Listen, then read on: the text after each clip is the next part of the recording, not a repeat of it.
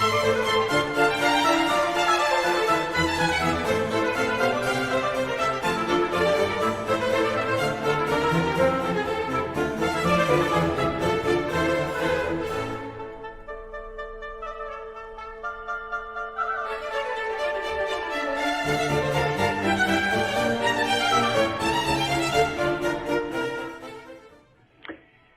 everybody, Billy Porter here, and I just want to talk about the Paul Taylor Dance Company.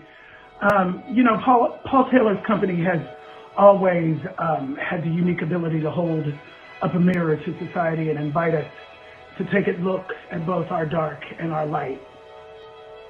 Art has always had the power to reach in to the hearts and minds of people and change the molecular structure from the inside out.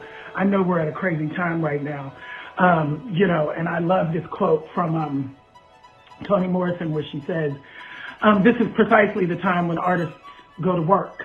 There's no time for despair. There's no place for self-pity. No need for silence, no room for fear.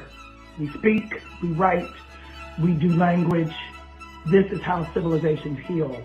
I'm going to add to that, we move our bodies, we tell stories. We lift our voices to make a change on this earth. So I thank you for contributing to the Paul Taylor Dance Company and to the arts in general. God bless you. Have a wonderful, wonderful evening.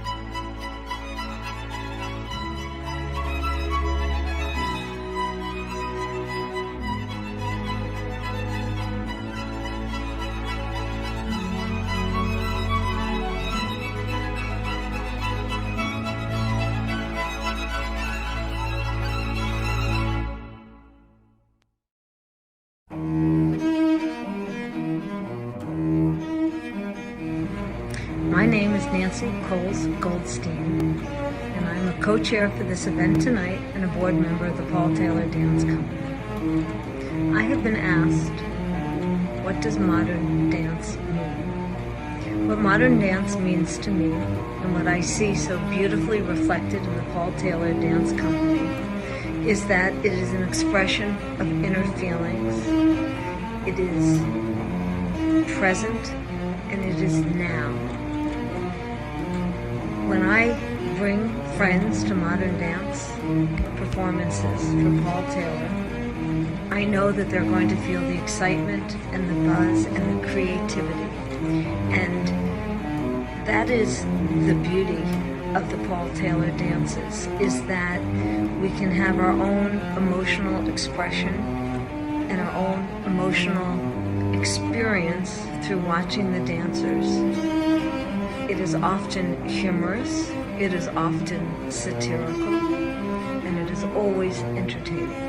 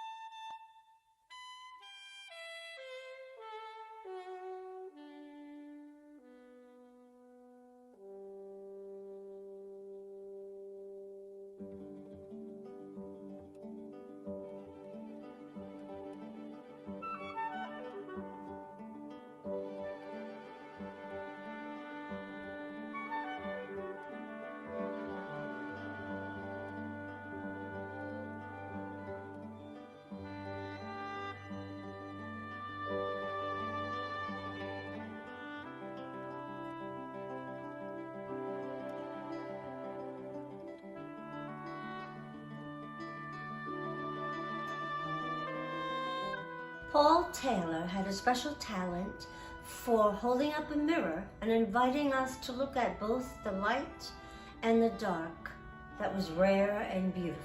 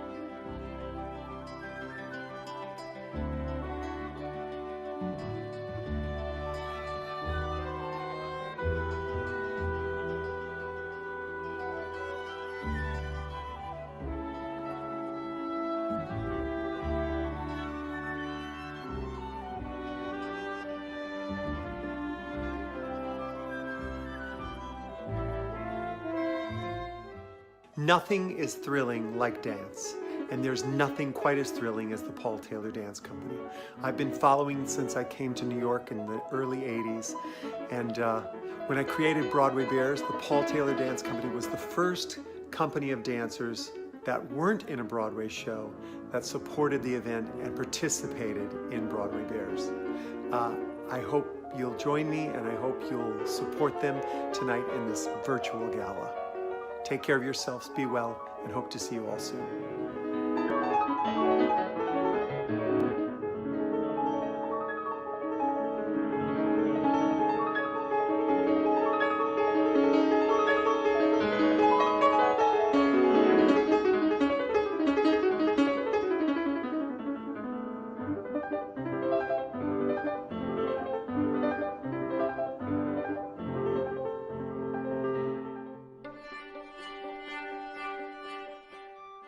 I've been watching Paul Taylor dances for a really, really long time. I love dance history, and I one of the things I love about his choreography is how different all the dances are, like all the periods he's gone through.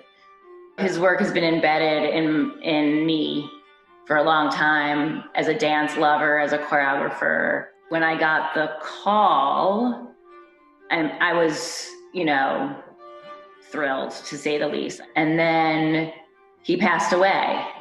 And I really was trying to meet him. I had never met him before, and I was nervous. I didn't know what it was going to be like. I gave them movement, and then I gave them problems to solve. And the studio is sort of buzzing with creativity. And so I think that's a testament to the Taylor dancers. I think they were, they're present, they're hardworking, technical, but the thing that matters to me the most is this sort of thinking dancer that has technique and then could also not use the technique, and they can respond and make things work.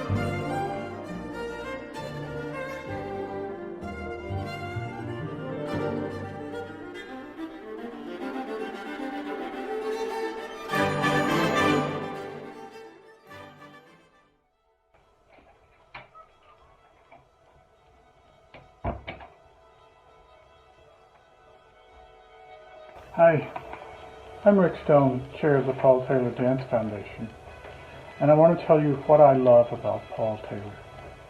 I love his dances.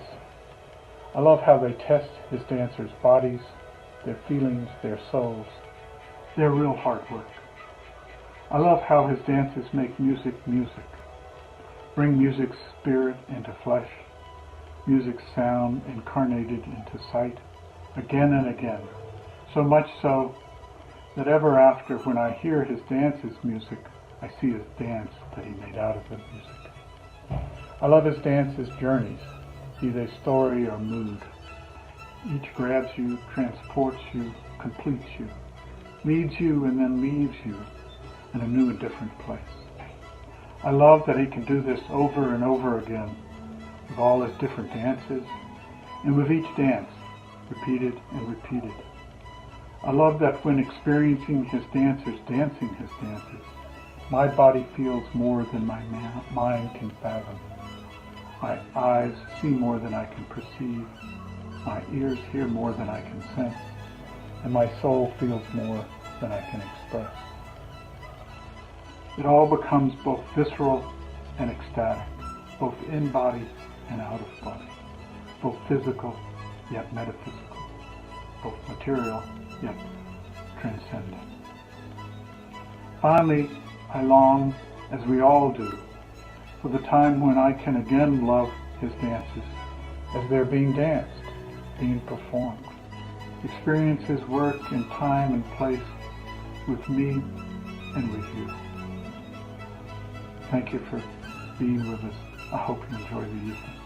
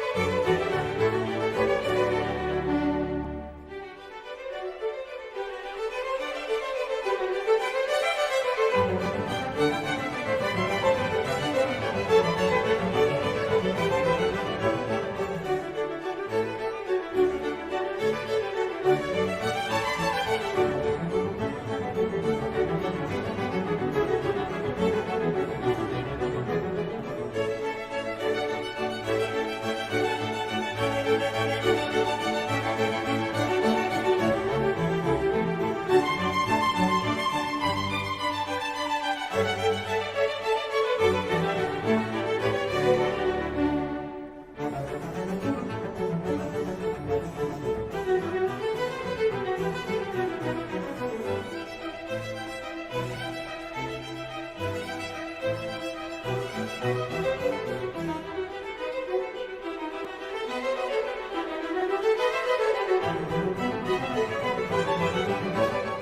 evening. I'm Mo Rocca, and please forgive my pandemic scruff.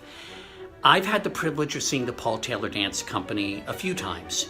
Once in the year 2016, the program included the classic Promethean Fire and 2 stunning original works. And to me, that evening kind of summed up the Paul Taylor Dance Company, a great artistic legacy organization and constantly pushing forward. All 3 pieces were dazzling. Almost as dazzling as this crown around my head, which I hope distracts from my pandemic scruff.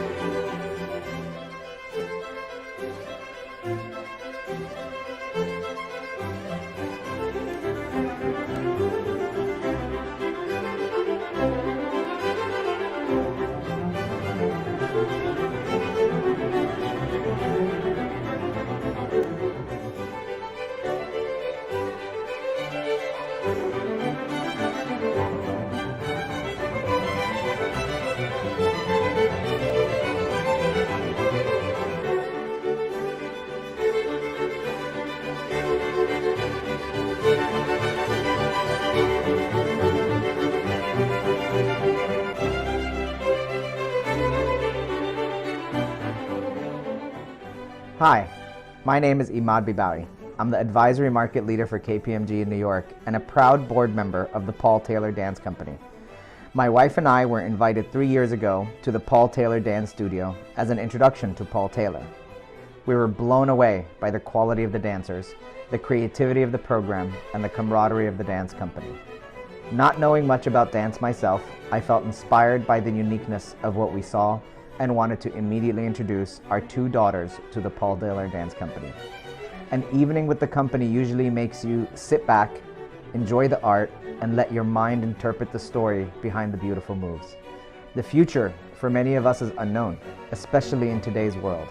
However, the Paul Taylor Dance Company, with your help, will continue to thrive because it is unique and impactful. That can only happen if we all provide some level of support and continue to celebrate what these great artists are doing each and every day. Thank you.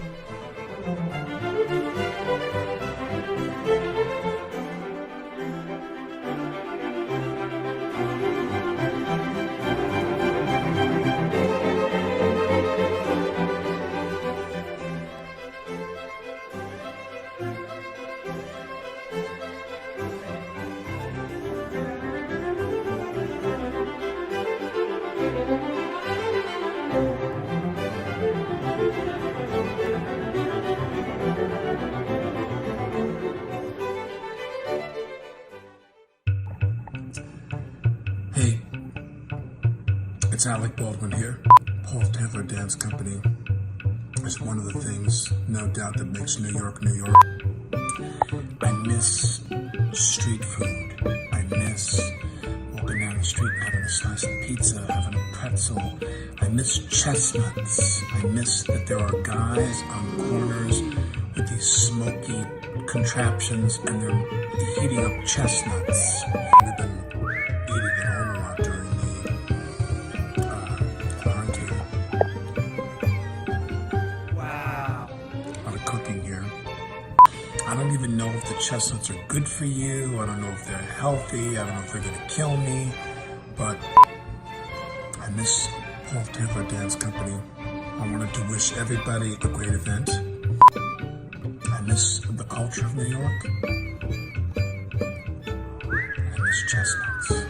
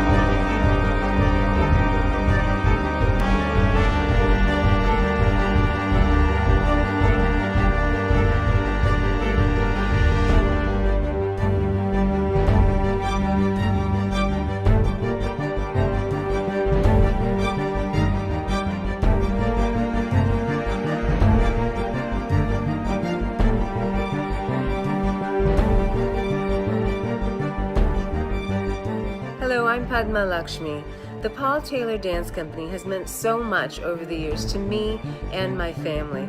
I've gone to dozens of performances, both at the Joyce and at Lincoln Center, and I've always found them to be really joyful, creative, exuberant, wildly original, and totally fun. My daughter Krishna and I love going to see these performances, and we support the Paul Taylor Dance Company as much as we can. So please join me in supporting this very worthwhile group of brilliant dancers and choreographers. Thank you so much.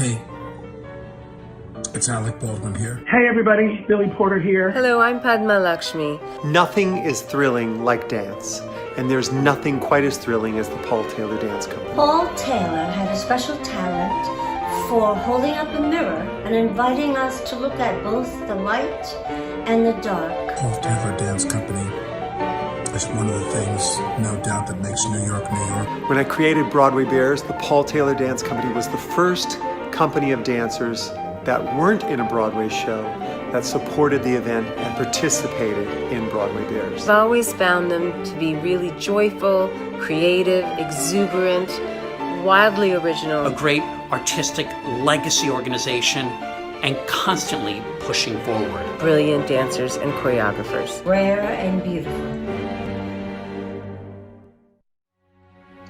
The Paul Taylor Dance Company has forever been a pillar in the dance world. And I think at this point, if you can stand for as long as you have with such strength and leadership, the future looks so bright. I think to bring us into the future, we need to listen to our communities, invest in them and involve them, give them a voice and allow them to help us guide what is next for the dance world. I think also to allow for each individual dancer to truly have a voice, not just physically and through their movement, but to be able to give their perspective through their lens. And we all have such unique lenses as dancers and as individuals from different communities and different backgrounds. I think that's how we get to a brighter future.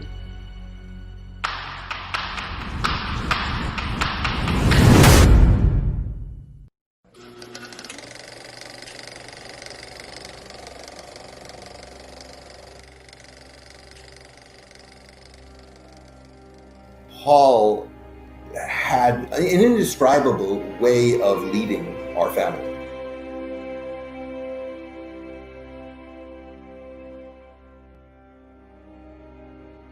He did come from a family where his father left the house pretty much right after he was born. He had, 2 stepsisters and a stepbrother.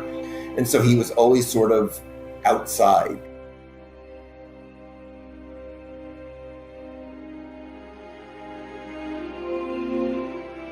I was thinking a lot about the whole family image, and the way it shows up in so many dances and the way there are actually, moments where you can see that it's a family. He picked up his family along the way.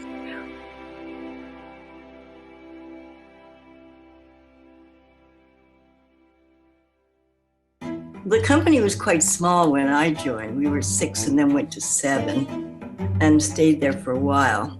There was a feeling of pioneering. A small group of dancers with one vision took over the world artistically.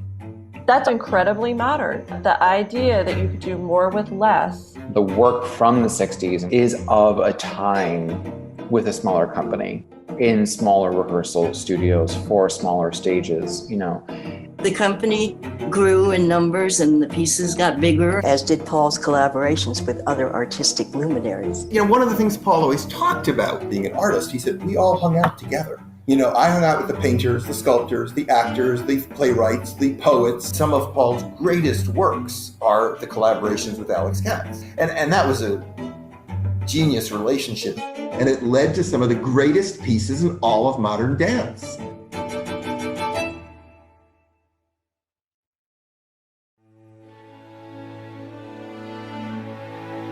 We had the good fortune to be in these masterworks.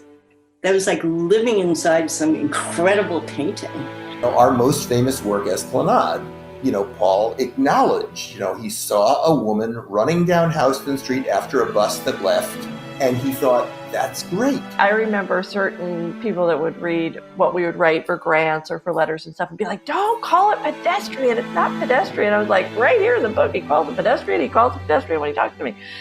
And he was like, I'm the one that made it, I'll tell you what it is. Some of the greatest works that people cherish were, say, from 75 to 1991 or 2. The hits kept coming. Pieces like Sakura and Ardencourt and all these pieces that are so meaty. There's a lot of dangerous stuff in Paul's work. There's a lot of tricky partnering. There's a lot of death-defying moments. When something is exquisite, that step had to be right next to that other step in time and space.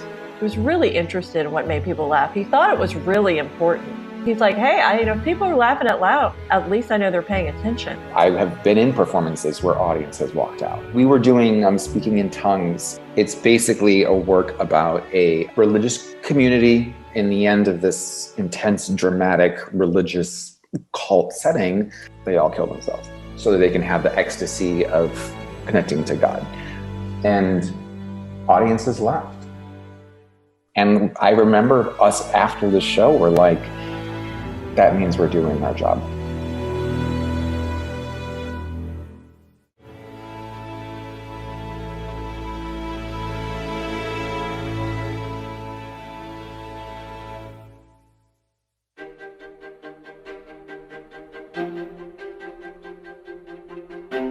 When you get to the 90s of Paul Taylor's work, one of his greatest sort of desires was to be able to present that balance of beauty and the opposite. And you don't see beauty unless it's against something. The works he made in the 90s just were mind-boggling, Company B, Eventide, Piazzolla, and then 2001 he made Promethean Fire, perhaps one of his greatest works. Audiences are transported somewhere. Your job, the date, what theater you're in, who you're sitting next to, all vanishes. And all of a sudden you're in a completely different world and there's a magic happening. That's a little bit of the mystery, that we don't really know how we're touching people. That's kind of intense, wonderful stuff. You come together because of the human moments that you're all in. The feelings transcend the moment that they were created. It's really stunning. And I think that, when we worry for the future of modern dance, I'm like, but we have the collection. We have 66 years of choreographic work. 177 dances in our canon and growing. Last Look, Roses, Esplanade, Runes. He isn't saying hey, look at this different part of me. He's saying, look at this different part of us. Our dancers, Paul, dance makers of the past, and new choreographic voices. We have the collection of human emotion. That's not going out of business.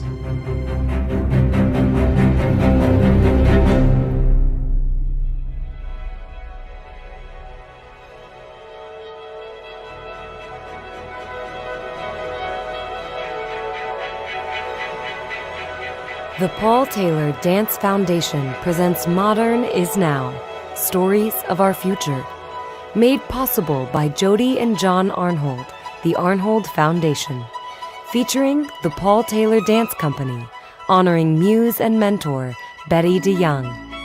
With special appearances by Carolyn Adams, Alec Baldwin, Misty Copeland, Michael Kelly. Additional celebrity appearances and choreographers Kyle Abraham, Peter Chu, Margie Gillis, Larry Keglin, Lauren Lovett, Michelle Manzanalis, Pam Tanowitz, and Lila York, and your hosts, Alicia Graf Mack, Dean and Director of the Dance Division at Juilliard, and Michael Novak, Artistic Director of the Paul Taylor Dance Company. Please welcome your hosts, Michael Novak and Alicia Graf Mack. Hi everyone, Michael Novak here, Artistic Director of the Paul Taylor Dance Company, and I am thrilled that you have joined us on this very special evening. Hope you enjoyed that invigorating opening because it is a taste of things to come. Tonight, we bring you Modern is Now, Stories of Our Future, where we celebrate our company's rich history, the voices of Taylor dancers, both past and present, the impact of our school, and we introduce a reimagined way to watch Taylor dances that you know and love. We gather tonight to acknowledge this moment in time that we are in, where we own our modern dance legacy and how it shapes our future. But I'm not going through this journey alone. It is my pleasure to introduce a wonderful artist, educator, and advocate for dance and dancers everywhere, and also my dear friend, the Dean and Director of the Dance Division at the Juilliard School, everyone, Alicia Graf Mack. Thank you, Michael. It is my pleasure to join you this evening. I am here to honor our respective institutions' historic connection, to celebrate Paul Taylor as one of Juilliard's most iconic alumni, and to acknowledge our tenure as new directors of these incredible institutions of dance. It's about celebrating what it means to be modern, to be non-traditional, to break down artistic boundaries, and to innovate and collaborate. We are imagining the future while honoring modern dance's remarkable past. We are, Alicia, and we are also here tonight to honor everyone who helps to make our work possible. I'm very excited to see that we have over 1,700 people who are joining us today from all over the globe. Every single one of you here tonight is playing a part in sustaining the Taylor legacy, whether it's by introducing a friend to the company at a performance, taking class with one of our amazing faculty at the Taylor School, or simply liking one of our social media channels. But let's not shy away from the obvious. Tonight is also about raising money. As all of you know, this year has been a precarious one for arts institutions around the world. And here at Paul Taylor, we are no different. So tonight, we're asking for your help to fuel the future. To support us, you can text Fuel the Future, one word, to 44321 to donate. You'll see that information on the screen, or you can also click on the link in the chat to the right. Another fun thing we are doing just for tonight is hosting a telethon. Yes, in this new world of technology, we are going old school, where you can call in and speak directly with a Taylor dancer to offer your financial support. Okay, I'm looking at this Zoom room screen. Hi, everyone. It's so good to see you. There, you can see several dancers who are awaiting your call. The number is 646-214-5829. They are looking forward to connecting with you.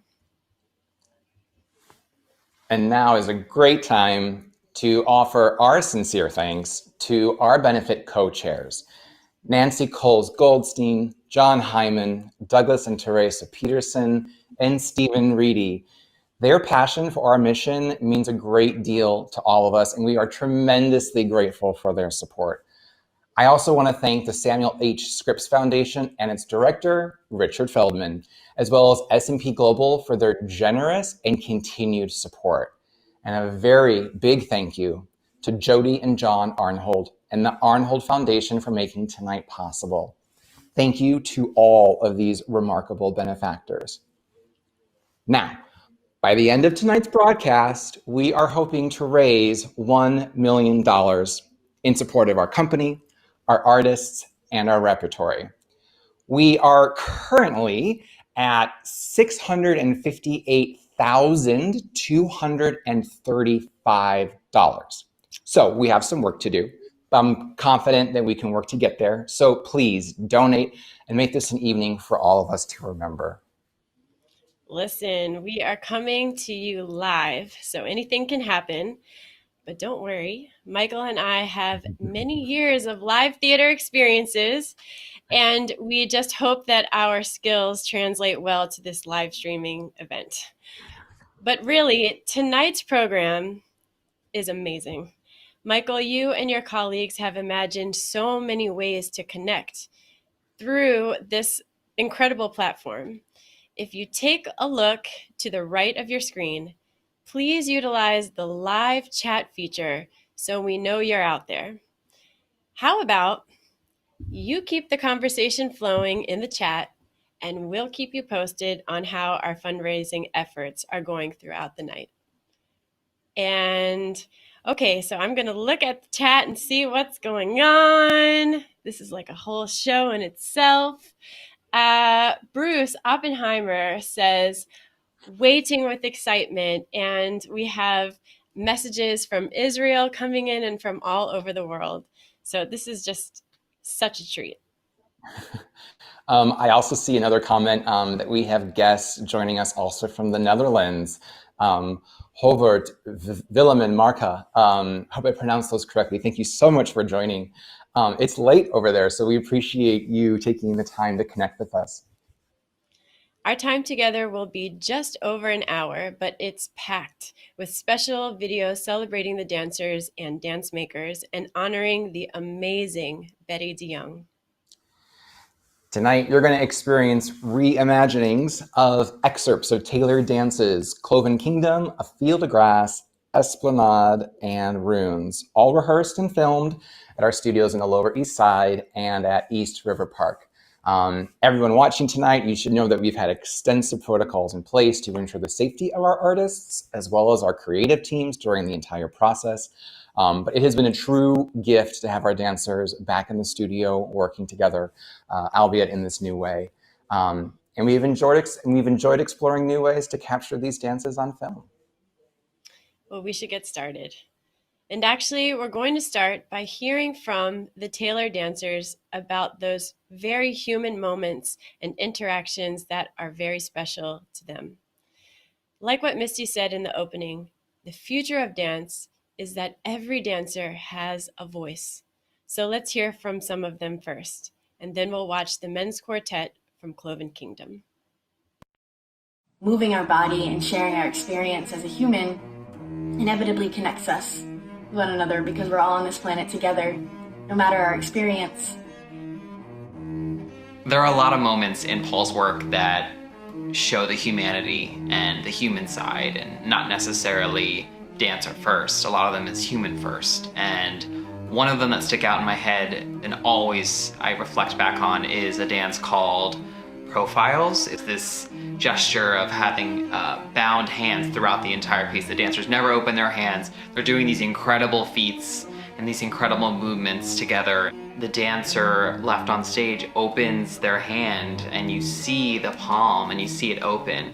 And I don't know, to me it just made you realize they were human all along. That moment after the first section in Promethean Fire, a lone figure lifts another individual up. Ray of light, that hope on that one individual, and that lifting up of another. That sense of that humans can lift one another up. This moment in the dance called Eventide, and there's the duet. It's heartbreaking to me, the way that Paul shows the beginning through the end of this ultimately failed relationship. The fourth section of Esplanade. The way the couples take care of each other and pass in and out of each other's lives throughout that section is so moving to me. And we do that with each other. We have these deep loves and these deep people in our lives who enter and exit. And through that dance, I think Paul shows that part of our humanity just so exquisitely well.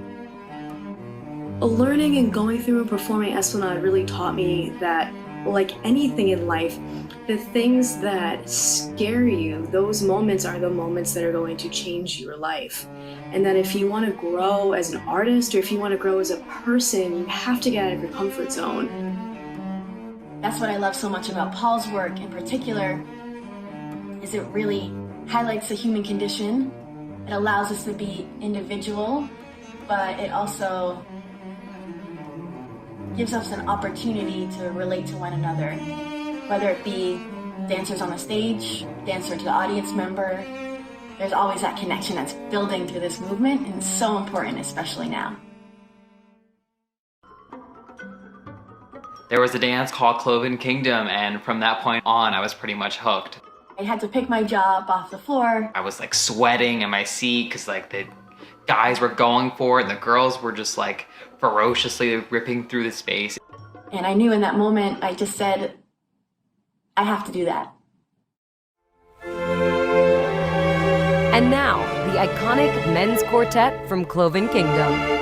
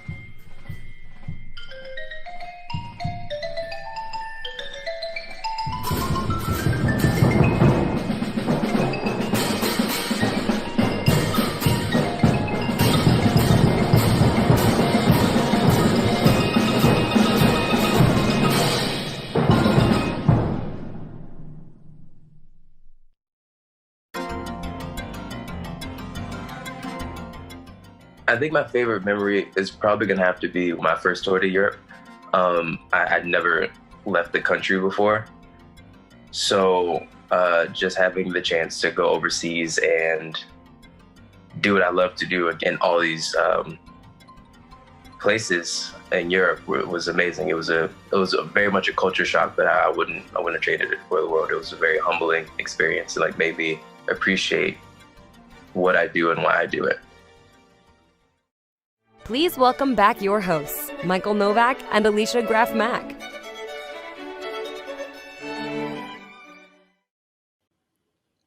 Wow. Those dancers in Cloven Kingdom, they're superhuman. That quartet is one of the most physically challenging 5 minutes of dance in the entire modern dance canon. And they did it in masks. Michael, this is the perfect example of how art continues to reflect life and how your perspective on dance can change when viewed from a different lens. But, you know, I think that the masks add a whole new layer to the subtext of the piece. Maybe it'll stick as part of the... I'll have to give a little bit of thought to that one. But it does. The mask does add a layer, and then there's a moment too where you don't see it anymore as well. Like you're so into Paul's mastery of choreography and movement that you just kind of, you're like in that world. I'm really, really proud of the dance. I mean, they are an incredible group of artists. It's been a thrill having them in the studio again. I actually remember my first time performing a Paul Taylor work. I was dancing with Alvin Ailey American Dance Theater, and I had the great privilege of performing Art in Court, staged by Kathy McCann, with its premiere at New York City Center. I grew so much. It was like a tremendous learning curve through the process of learning and performing the work. And I remember how chancy it was with all of the intricate movement patterns and Taylor's precise musicality. It felt like at any moment there could be a near-death collision. But you'll get run over if you're not careful. That's right. But here we go. That's the beauty of live performance and why it's so thrilling to be in the theater, in the moment with this very ephemeral art form. Yeah. I remember my first time seeing the company was at City Center, and I was at Columbia University. I was doing an internship with the New York State Council on the Arts at the time, and I needed a night out. And I went and saw the company, and I was just blown away by the risk taking and the complexity and the humanity. It was just this intersection of all these amazing feats. And I was like, I had to do that. And ironically, a couple of years later at City Center, again, I made my debut in Company B. So, it's something that audiences actually talk about a lot is their first time seeing the company, or the first time they saw a specific work. So audiences, if you're watching right now, go into the chat. Like, we love to hear those stories. Sometimes it was the work that you had seen a bunch of times, and all of a sudden that one night, it just opened your world. So we look forward to seeing all of that. I also have been hearing that the telethon is rather busy right now. So I just want to remind people that they can call in. Again, the number is 646-214-5829. We so much appreciate your support. The dancers are loving these calls, so keep them coming in. But we do have to get on with the show. So what we're going to do next is we're going to hear some more Taylor memories from not only artists, but also some dear fans and dear friends.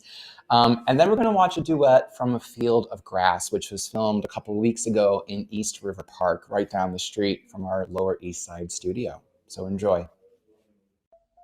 My favorite memory was when I first saw the company perform live when I was in college. I went to City Center, I saw the premiere of Promethean Fire, and was totally blown away. I love Paul Taylor the most because it's friendly to the pedestrian eye. I bring people from all walks of life to our show, and they all fall in love with the work, especially those who've never seen the company before live.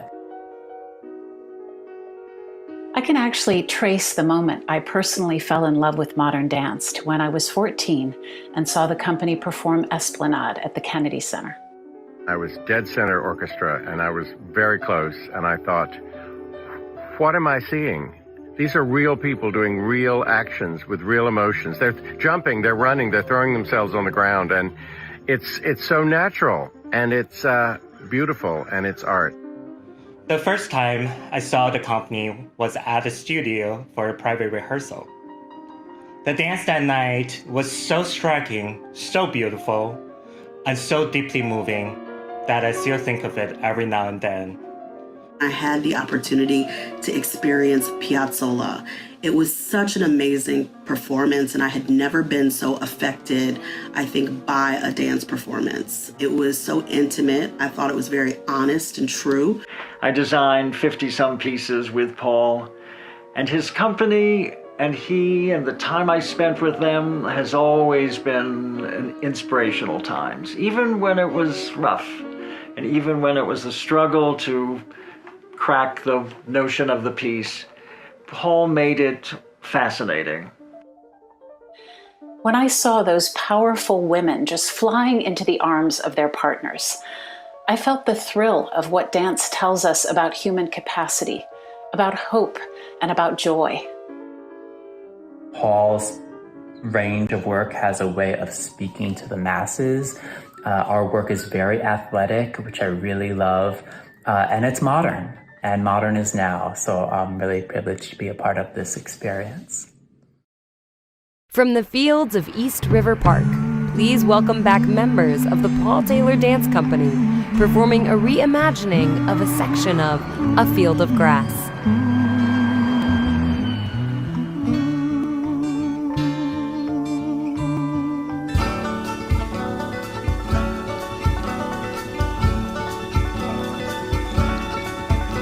I'll say goodbye to all my sorrow, and by tomorrow I'll be on my way. I guess the Lord must be in New York City.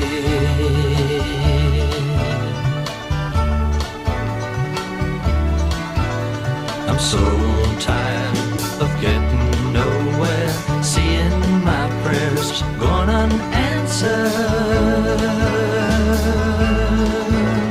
I guess the Lord must be in New York City.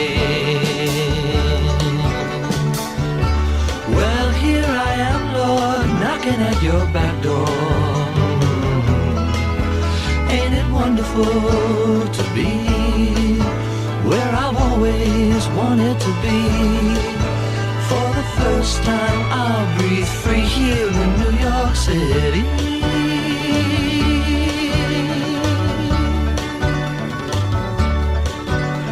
Say goodbye to all my sorrow, and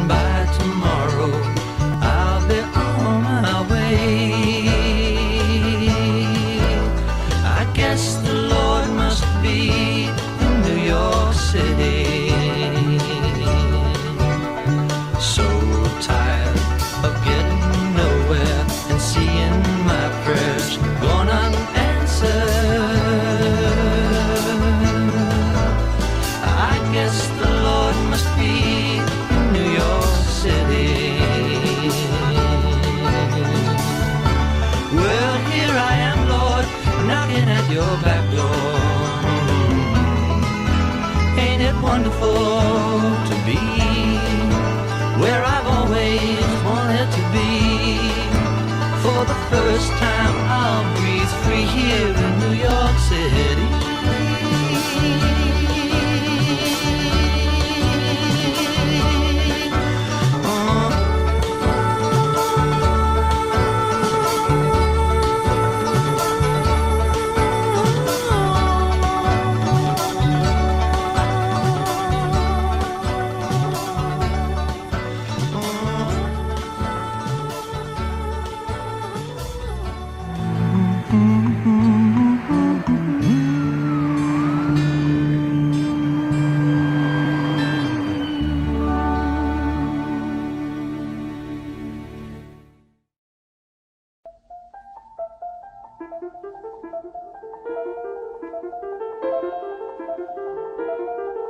The top tips for Taylor dancing. If you're a Taylor dancer, you always have to remember that you're human and that your fellow dancers are human, that the audience is human.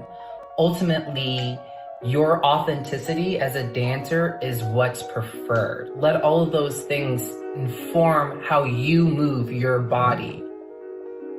As a dancer, you're just so excited about how many leaps can you do? How long can you hold your balance? Is your leg by your ear? All that stuff that's like the show, excitement part. But that's not what Taylor is. Taylor movement is about the connectivity from one step to another. There's something so beautiful in the humanity of Paul's work, and I think it's always important that his dances reflect that.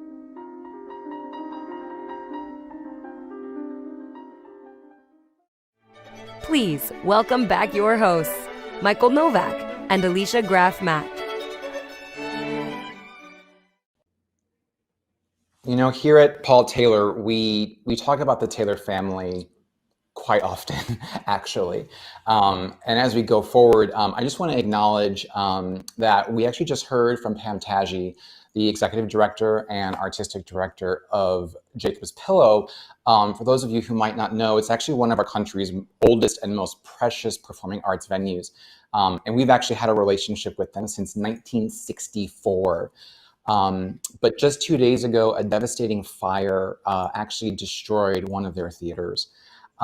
So I just want to acknowledge Pam, the entire Jacob's Pillow family, that we are sending our love and our support, and that as a community, all of you out there, you have a role in making sure that arts are stable and can endure and can be there for humanity, especially during difficult times. So love to Pam. Wow.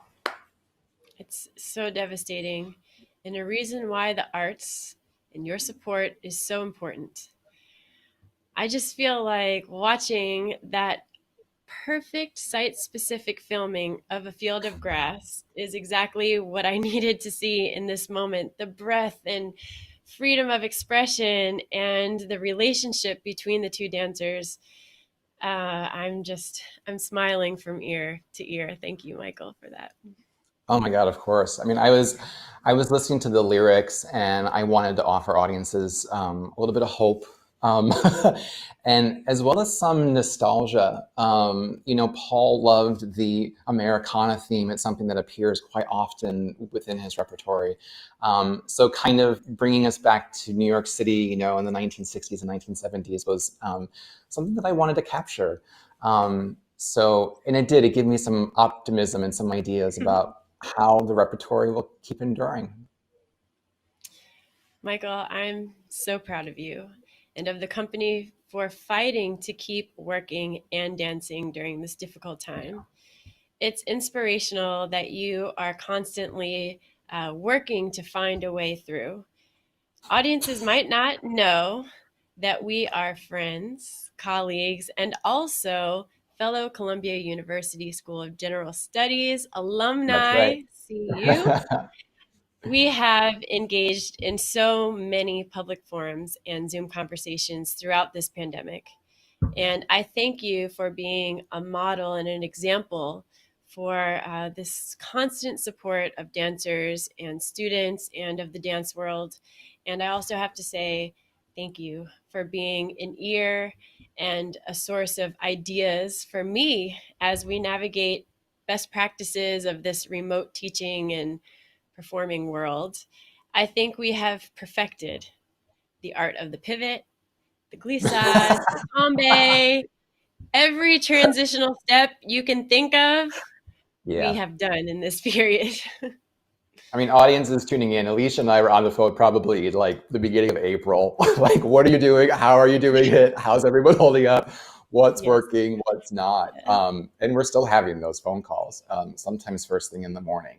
So Alicia, thank you for the support and the ideas and for sharing what's working and what needs to be improved upon, because it's the way the field is going to go forward. Like, we have to talk, we have to collaborate, we have to hear and improve and create a new future. There's quite a few chats that are coming in right now. Bridget says from Cloven Kingdom, she said the masks make it look more fierce, to be honest. Which it does. It adds a level of, I think, intensity. Yeah, and I noticed, it's hard to see the face, the expression of the face, obviously, but the eyes were speaking, volumes. We also have Adam McLean. Last look at City Center was my first. For those of you that, Adam, that's quite a first Taylor work to see. I bet you were hooked right after that. Last look's an incredible work. And then Joseph Goldfarb said, my first Taylor work ever seen was Polaris, which is actually also one of my favorites. It's a fascinating work of Paul's, made in the mid-70s, that is just amazing. So keep those stories coming in. We do love them. I want to take a moment. I do want to visit our telethon, see how that is going. If our dancers, I see people on the phone. Yes, so 646-214-5829. Please keep giving. And thank you for all of you who already have. It's all about the stories, about where we have been and where we are going. I see that in my students at Juilliard. I see that in your company. I see it in everything that is happening in the world around us. It's history, it's humanity and growth. And really, that's why we dance, so we can express ourselves in a way that words cannot. Yeah, I mean, it's that expression, it's the ability to express oneself physically that I think makes dancers so special and valuable within the world, and can help heal and excite culture, and remind them of so many feelings. Yes, exactly. I mean, one of the things, we were just talking about actually, was this, like, how do you maintain the integrity, of a technique or a style, with the humanity, and that both are working together. And I've been thinking a lot about, like, what makes us modern, like what makes our style a modern style. And for me, it's just as much a perspective as it is a way of moving. And one of the things that you already saw one excerpt of, was this idea of mine for Taylor tips, or the Taylor dancers talk to you about, how they do what they do. And the next video that you're going to see is all about the back. All Taylor dancers know about the importance of the back. So after they're going to give you those insights, then we're going to go to some dramatic excerpt of runes. And that's going to be followed by some wonderful insights from our commissioned choreographers who are going to speak to Paul, his dancers, and what modern means to them. So enjoy. First tip I would say is, it is the back. The back. Always move from your back. From my back that this energy emanates. Remember where the movement is initiating from, whether it's your core and your torso or your back. See your performer shape the space, and it comes from this core, this back, and then everything we do has to stem from that.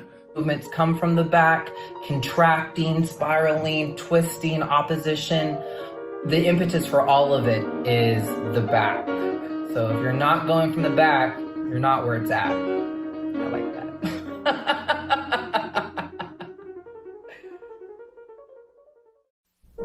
Please welcome members of the Paul Taylor Dance Company performing an excerpt from Mr. Taylor's Runes.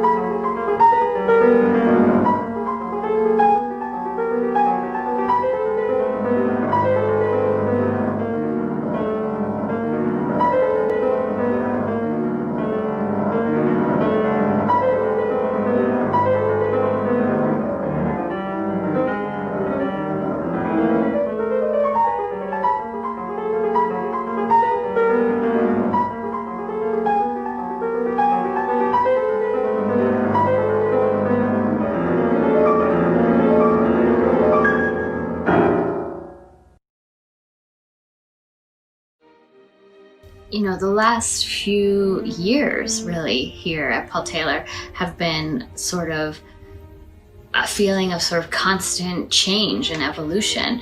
We lost Paul, which was sort of like this massive change that we had to figure out who we were in this new world that didn't have Paul in it anymore. We have sort of this influx of these amazing dancers, people who I feel I watch them and I can see the future of this company. I would say for me, there's just a preparedness for the future. You're just listening. There's a listening going forward of what is coming, what is emerging, what is in seed right now, and how can I best grow the moment and the seed for what is coming, because it really is a passage.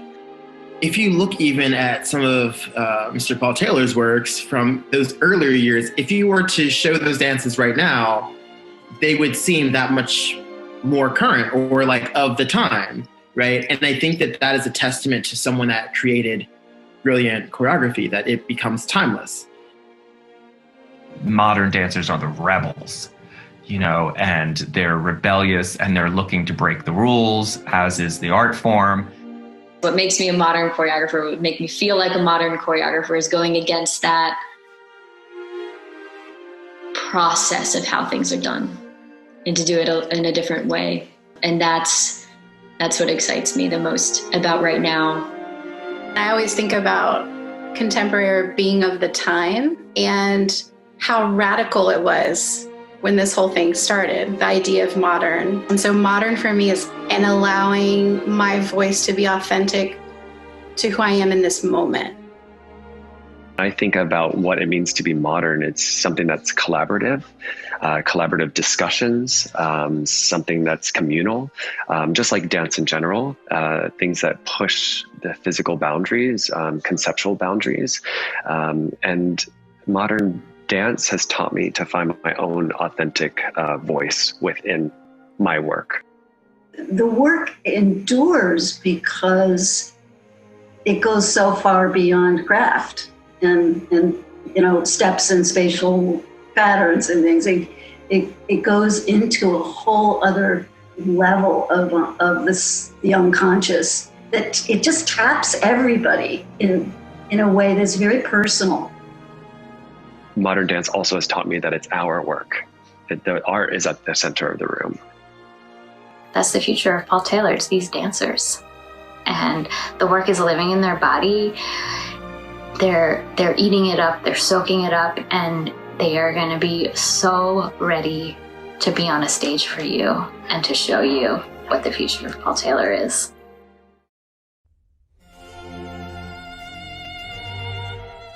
One of the greatest privileges of being a part of this dance company is to perform Paul Taylor's Esplanade. My very first Esplanade was completely unexpected. We had been on the road. I was in the company about 2 years at the time, and I get a phone call that there's been a program change and they needed someone to perform the role originated by Bettie de Jong. So I find myself later that afternoon in the lobby of the theater that we would be performing in the following night, learning the steps to the second section of Esplanade from Bettie de Jong herself. Will always be a bit of a blur, but definitely a special moment in my dance life. Once again, Michael Novak and Alicia Graf Mack.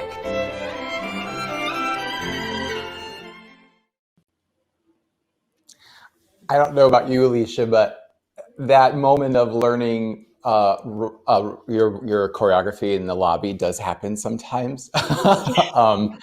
But it's actually kind of a great story for a couple of reasons. And thank you, Heather, for sharing it, in that it really explains that dance isn't just a kinetic tradition.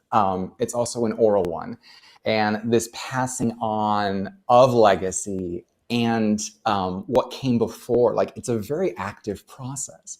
Yes. And Heather was also speaking to Bettie de Jong, which we're going to be honoring in a second. So that was a great little teaser for our audience as well. Exactly, yes. Before we get some updates on this fundraising effort, because it's been so fun watching the videos and seeing the dancers and hearing from the dancers, but we want to know what's happening now with the fundraising efforts. But before we do that, I just want to go back to that statement: if it's not from the back, it's not where it's at. Yeah, Alex. Yeah. That was a good one. I'm going to use that with my students. Thank you for that one. It would probably make a good t-shirt. I should probably get on that. Yes. Actually, we could have it in class. Yes. We have some really great, some donations have come in that we just want to talk you through real quick. So 10-year-old Tennyson wanted to give $10 of her own money. Thank you so much. That is incredibly generous of you. And her parents gave $40 to round it up to $50. So that's amazing. Wendy Lamb, a friend of Rick and Terry Stone, and also an old teacher of Andrew Asnes. Thank you so much. And I also see Cheryl Young commented 1,700 of your closest friends. So we are getting up there. And it looks like, according to that little sheet right there, we are at 879,618. So whether your donation is $5, $50, $500, $5,000, every cent counts. So remember to text "Feel the Future," all one word, to 44321. You can still call the telethon. It's still happening. 646-214-5829 to speak live with one of our incredible dancers that you're seeing this evening. If you're inspired by what you're seeing, if you're inspired by hearing their voices, seeing them back in the studio, if you want to ensure that we will continue to lead and innovate, please keep donating. We can't stop now. There has been some great commentary going on in the chat, so I'm trying not to get distracted. But I do see Derek Kitchen commented, "I could watch the Novak Mack show every day." Maybe we have another career in our spare time. Transition to. Yeah, in the spare time that we have. That's right. Derek, you're not the first person to bring this up, actually. If our Columbia alumni team is watching right now, they've mentioned it once or twice, actually. That's true. So let's keep the momentum going. And we're going to move to something that's I'm very passionate about. It's important to our foundation, and I know, Alicia, it's really important to you. And that is dance education and mentorship. Absolutely. So far tonight, we have focused mainly on the company, but I know that the Taylor School has stayed strong through the pandemic as well. And I know that because I remember seeing classes from the Taylor School pop up on Instagram Live before so many individuals and schools were teaching on Instagram in the first few days of New York City shutting down in March. It was so exciting to see the school expand its reach during these very dark days and bringing, strength and the joy of dance to people all around the world. That was truly remarkable. Oh, thanks. So I want to do a quick shout out to two individuals who have supported not only the Taylor School, but the Juilliard School as well. In fact, I think it's safe to say and safe to agree that we all have to thank Jody and John Arnhold for everything that they have done to keep dance alive this year and in past years. The Taylor Company is so incredibly grateful to Jody and John Arnhold. Without them, this entire evening would not have happened. And Jody's great passion of Dance for Every Child is an incredible mission, and it's touching lives everywhere. And we're currently reaching more students than ever before, finding ways to nurture the next generation of modern dancers, even though it's virtual. But their desire to learn and our desire to keep passing on the legacy has never stopped. So now's a great time to share some videos that we've received about the Taylor School specifically, including a special greeting from star Michael Kelly and two students from the Taylor School.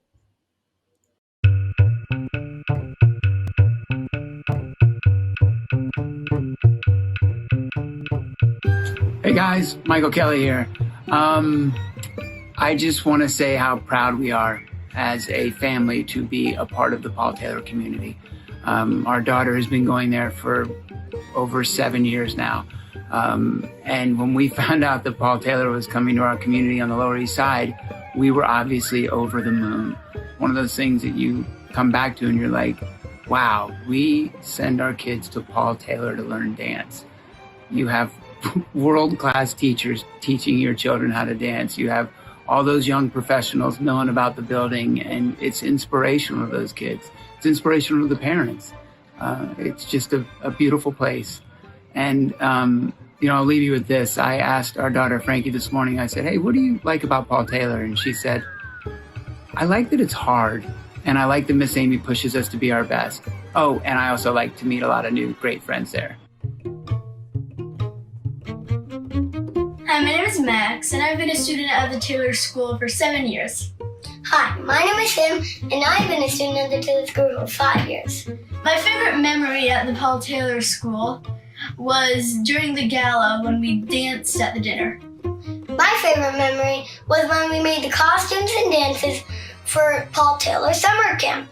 The first time I watched a Paul Taylor show, I felt energized and excited. The first time I watched one, I felt inspired and amazed. Modern dance and Paul Taylor is important to me because it makes me feel alive and energized. It is important to me because it makes me feel energetic and excited. Bye! I think that kind of says it all. Paul Taylor is a very special place to our entire family, and I just want to say thank you. Those boys, oh my God. They were so cute. They were saying that they've been dancing for 5 and 7 years. So basically they've been dancing straight out of the womb, which is amazing. And amazing to see Michael Kelly, star of House of Cards, and Jack Ryan. That quote, I like it because it's hard. I love that quote. That resonates with me. I have a mentor who always says, dance is slightly uncomfortable. And it's true. It's those moments, the hard ones, the ones where you're trying to problem solve or find your way through or find, just the epitome of the longest, most attenuated line. Those are the moments when a dancer grows and it develops this sort of grit that is so necessary for the development of any artist. It's actually one of the things that really attracted me to the Taylor style was how difficult it actually is. And it's something that we keep pushing for at the Taylor School, that it is hard. Dance is hard, and Paul Taylor's dances can be very hard. And as Miss Amy was saying, it's encouraging you to grow into that and to understand that and to find the opportunities in there. And you need teachers along the way to do that, to own where you're at, but also, get that next thing out of you. And Alicia, I was wondering if you could speak about a teacher in your career, your incredible career, who helped do that, like helped draw out through the challenging moments of an artistic career, like to keep growing and to keep finding those things? I've had so many outstanding teachers who have helped me to progress through my career.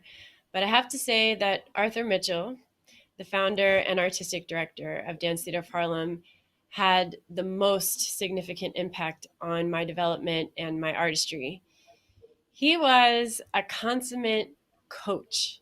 He used to teach daily 2-hour company classes every day just to perfect dynamics. I remember one lesson, I think we spent a good hour going across the floor doing tombe pas de bourrée, and just really perfecting the musicality and dynamics. And as tough and demanding as he was, I knew he invested in me to hold me accountable to my fullest potential. He instilled a sense of pride and responsibility that I hope to carry on to my own students. And it's so crazy now. It's like when I'm teaching, I can hear his voice in my own. I can remember after working on a step and after him drilling something over and over and do it again over and over, when he would say, I can hear it still in my mind. That was the best moment of affirmation, of just growth. There is no one like him. There are people in artists' lives who do that, whose voices remain in their head constantly, it's a great segue into our tribute to Bettie de Jong. When I first got in the company, there's an incredible lineage of teachers that we have here, but I think all alumni would agree that Bettie, for 58 years, has been a coach, a mentor, a friend, a teacher. I used to say, I still say that, Paul Taylor gave me my job, but Bettie de Jong made me a tailored dancer. And I think alumni everywhere and our current company would also agree with that. And it has to do with all the things you just mentioned, the wisdom, the fortitude, the discipline, their ability to see what's inside of you and to encourage you and to push you to express it. So Alicia, I'm wondering for this tribute for Bettie, if you would mind introducing our special guest who is going to launch this special tribute. Of course. It is my pleasure to introduce to you Miss Carolyn Adams. This woman is an inspiration to me, not only as a dancer, but also as an educator. She was unstoppable on stage during her 18-year career with the Paul Taylor Dance Company, and she remained a force even after she stopped dancing for Taylor. She was on faculty at the Juilliard School for 26 years and is now on faculty at the Ailey School. She is driven by a love of dance, of creating opportunity for young people, and of helping artists reach deep within themselves to share their voice with the world. Everyone, the one and only Miss Carolyn Adams. Welcome to this tribute to Bettie de Jong, considered the iconic interpreter of Paul Taylor's work, often referred to as both his muse and lifetime partner in safeguarding the integrity of his work. Bettie has been my friend for over half a century, and so it is my joy and honor to launch this celebration. Let me begin by saying that muses don't necessarily appear as etheric creatures who inspire dance makers and inhabit masterpieces. Sometimes that special being is a grounded force of nature, a self-contained character with qualities of grace who both fascinates and dominates.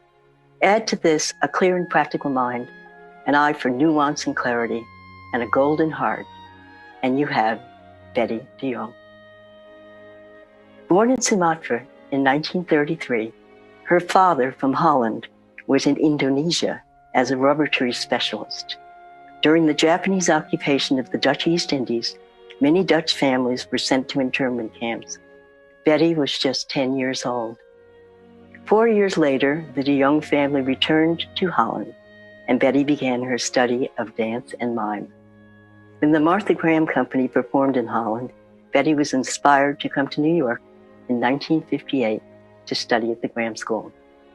Paul Taylor was in the company at that time, but he had already begun to create his own work. He invited Betty to an audition. When it was over, nothing was said. She had neither been hired nor eliminated. The next day he called her and said, "Where are you? We're rehearsing." She rushed to the studio. And I think that must have been the first day she realized that she would have to start reading his mind, which she did from 1962 to 2017. This tribute to Betty is a legacy story. Every dancer whose artistry has unfolded under her care will tell you that her steadfast commitment to Paul's work, her keen eye for detail and nuance, and her courage and strength of character have provided the Taylor family with a powerful foundation, one of purpose, resilience, and continuity. Over the years, I've watched dancers join the company who never saw her dance, yet I marvel at how they glean from her coaching what she wants them to inhabit and own in their dancing, so that they, as she did so well, can walk out on stage and find their own light. And now we celebrate.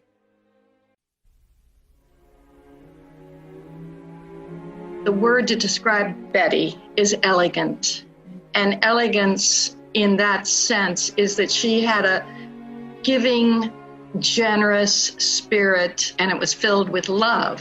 She's so strong. She's so unstoppable. Beautiful but powerful. And that's what I think of Betty's just presence on stage. Her sensibility just and her human values of coming from a very decent family. They had very strong and loving bonds. And I think that's what we do. We imitate the families that we come from, and we carry them on into another motif, another kind of family. I so admire what she's done with the company, and so look up to her as someone to follow and to admire and to sort of be a mentor in a way to live a wonderful, devoted life. We're lucky to have Betty because she was there with Paul, and she can give those insights and allow us to really do things correctly or to the best of our ability. And I think that is preserving modern dance and helping it, because if we all of a sudden just change up the way that we're doing things and we don't preserve the technique and his pieces in the right way, then it isn't going to last into the future. She has always seemed to be able to tap into the ethereal, into the stage presence instantaneously.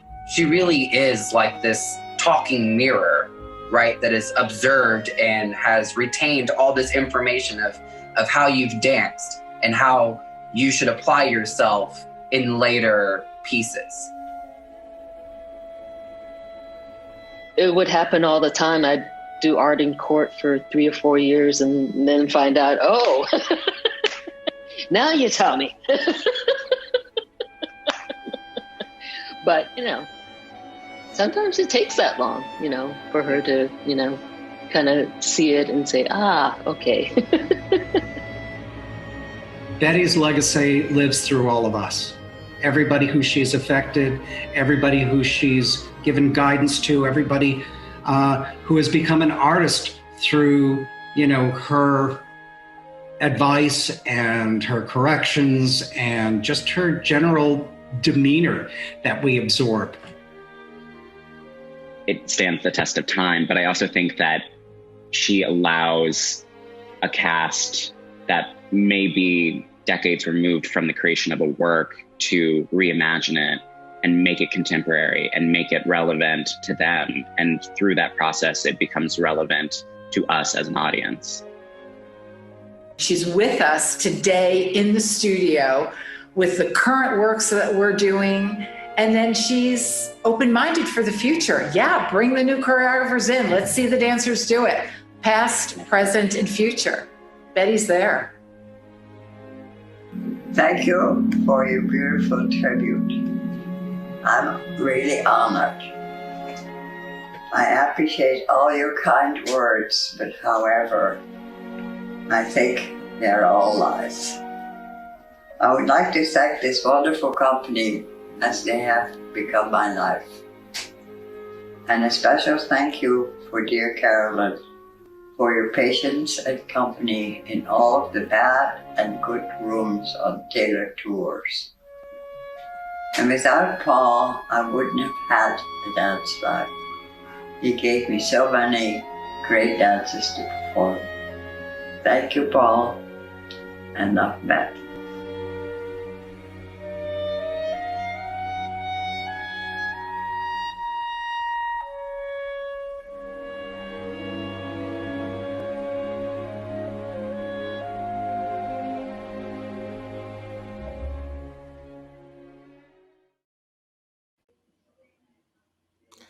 She's an icon in the heart of our company and the family. That video, as emotional as it is, really just starts to capture the magnitude of her contributions to our legacy. I do want to mention to everyone tuning in that we have received a special gift tonight, specifically from Elise Jaffe and Jeffrey Brown, who asked us to use their gift to pay for the cost of preserving any dance in the Paul Taylor canon of Betty's choosing.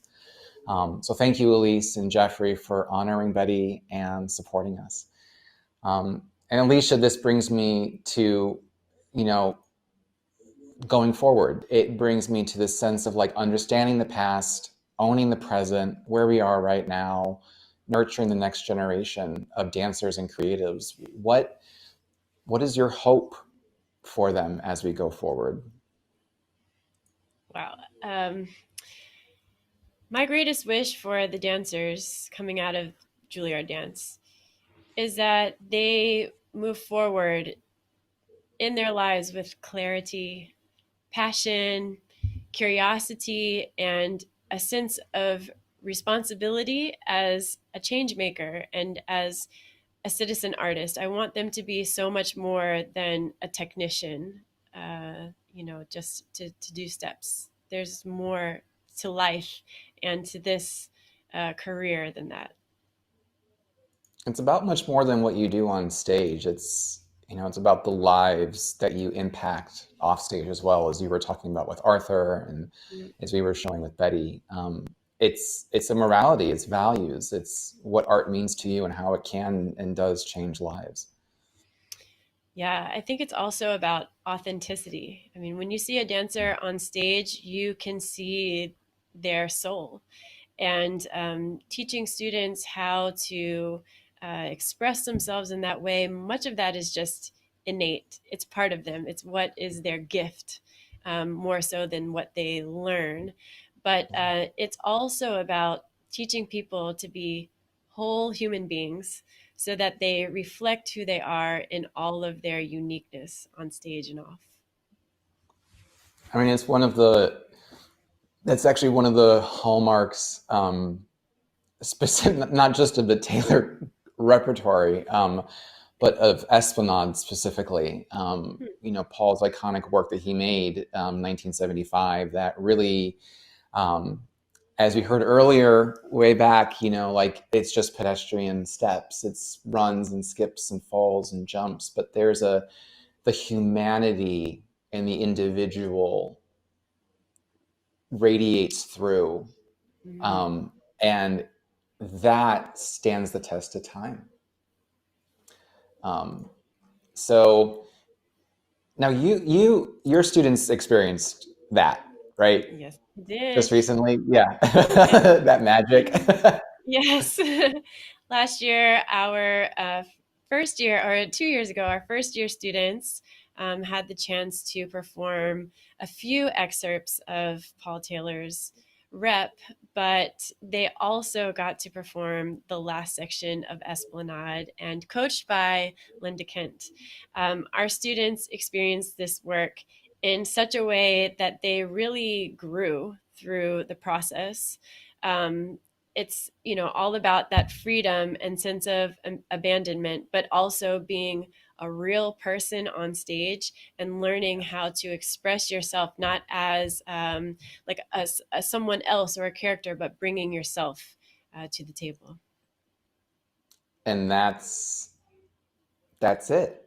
That's I think that's the magic, and that's the work. So obviously, for people tuning in, we're going to show you Esplanade in a second, because I want to see how the fundraising is going, and I want to see how our telethon is doing, because it's been an incredible evening so far. Everyone's on the phone. That's great, everybody. Thank you so much for calling in. I hope you're enjoying this experience of talking to the dancers, hearing their stories. Again, it's 646-214-5829 to connect with them. And I just wanted to let, I see the hand, yay!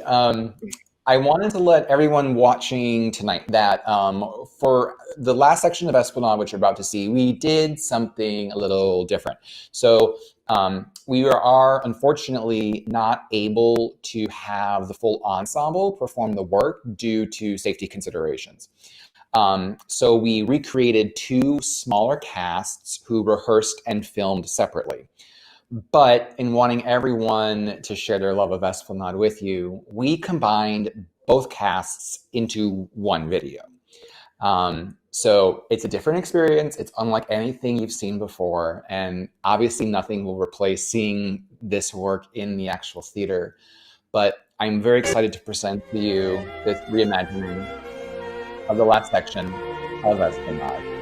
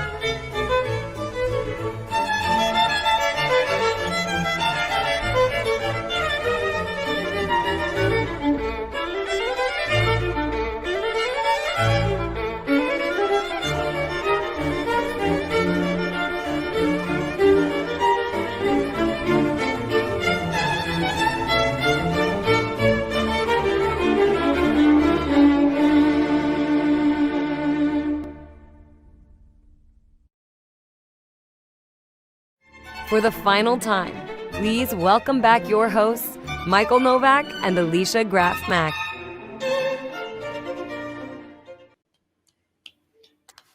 Bravo! Amazing. That was so incredible, and amazing to see the Taylor Company in their full beauty, moving, propelling themselves through space. Kudos to you, and bravo, Michael, also for keeping the dancers safe and keeping them dancing. It's been incredible, and it's wonderful that we are in a position to share that with all of you. Thank you, Alicia. Thank you, everyone, for joining us. Know that this is just the beginning. Those excerpts from Cloven Kingdom, A Field of Grass, Ruins in Esplanade, are really meant to be offerings of hope, that we will overcome these times, our repertory will endure, and we will join together in theaters as soon as it is safe. And thank you to the incredible roster of supporters who came out to join: Misty Copeland, Billy Porter, Bernadette Peters, Alec Baldwin, Padma Lakshmi, Rocca, Jerry Mitchell, and Michael Kelly, and to all of the dancers, alumni, and choreographers for sharing their love, and especially Carolyn Adams for that heartwarming tribute to Bettie de Jong. And thank you to those who have offered their support tonight. And thank you, everyone, for joining us. Our current count has gone up to 24 people who are watching from around the world. So thank you, and thank you for donating. It looks like our grand total currently, from what I'm getting here, is $979,820. So the night is not over yet. So. Well, I imagine donations can still come in even after tonight, correct? I encourage people to, if you feel called to, now, first thing in the morning, don't hesitate to call. We'll be here. Once we finish, you can please join us in the promenade. We have some post-performance events. The dancers are still on the phones. I can hear them. If you still want to chat with them, the number is 646-214-5829. No amount is too small. Thanks again to Richard Feldman and the Scripps Foundation, S&P Global for their support, and to Jody and John Arnhold and the Arnhold Foundation for making tonight possible. I also need to thank the entire board of directors of the Paul Taylor Dance Foundation, led by our incredible chair, Rick Stone. Their support for years, but especially over the past few months, has been extraordinary. I also want to thank the board of advisors for their constant guidance. And finally, I want to say a final thank you to our co-chairs of this evening's benefit, Nancy Coles Goldstein, John Hyman, Douglas and Teresa Peterson, and Stephen Reedy. Your belief in our company and this event and all of your work is truly inspirational, so thank you. Thank you, everyone, for joining us. And to our amazing interpreters, Lynette and Andrea from Invest in Access. Please know that the company plans to release this benefit on their YouTube channel at least through the new year. So please make sure to watch again and share with anyone who may not have been able to attend tonight. And Alicia, thank you for the support and all those Zoom calls early in the morning and sharing the virtual stage with me tonight. I'm looking forward to getting your Juilliard students back into Promethean Fire when the time is ready and it's safe to do so. So we have work to do. Look forward to that day too. Yes, we do. We have great work to continue to do together. And I am so looking forward to it. Thank you, everyone, for joining us and supporting the Taylor Company. Be safe and have a wonderful evening. Thank you so much, Alicia. Give my love to your family and to everyone over at Juilliard. Yes! We did it. We broke 1 million. Oh my God, thank you. Don't stop calling. Don't stop texting. Yes, thank you so much. Amazing. Wow. What a relief. Thank you. Anyway, keep calling, keep texting. The support is really amazing. Thank you. Alicia, Thank you. Giving love to everybody at Juilliard. It's been a pleasure collaborating, and I look forward to the Novak Mack show continuing onward. Yes.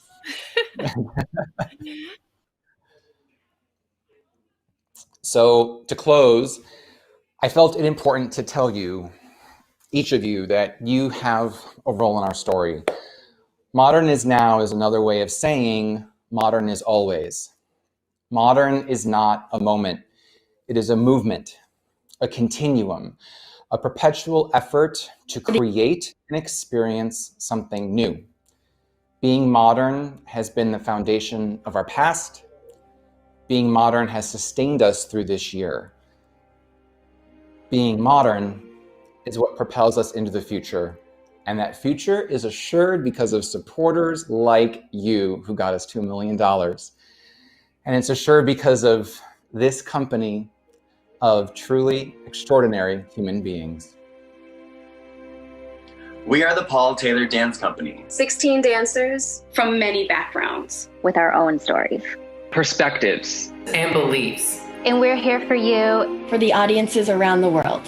So that when this is over, we'll be here, ready to dance with beauty, power, and expression. Because the world needs the Taylor Company. Now, more than ever.